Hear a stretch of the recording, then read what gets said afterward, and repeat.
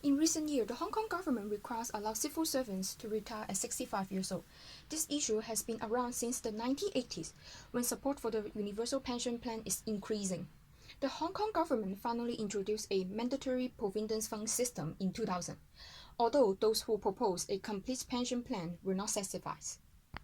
The government concerned if a city without universal pension scheme forced retirement can not only impact the financial well-being of elderly workers, but their mental health as well, and increasing the social cost.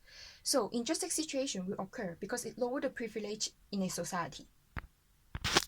Hong Kong workforce has strength by the 1980s and is destined to be in dire straits.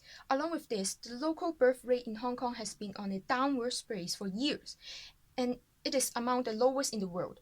It is unwise for companies to force elderly workers to retire just because they have reached a certain age, usually somewhere between 60 and 65 years old.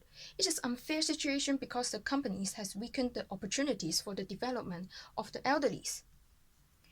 Critics say Hong Kong is losing academic talents to countries such as Australia and the United States, which have no compulsory retirement age, and the trend in other aging society is also towards allowing people to work longer. Hong Kong has a rapidly aging population and a shrinking workforce. An aging population will lead to a much higher demand for health care and social welfare, giving an existing contribution rates and extent of coverage.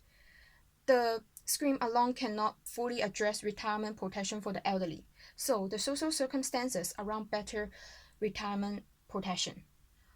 What we need to do is to provide enough pre-retirement training. It is a chance for people who are approaching retirement to start to think about how they will spend their time so that they can enjoy it and feel fulfilled. This can take the form of workshop or one-to-one support session coverage everything from retirement planning to financial advice.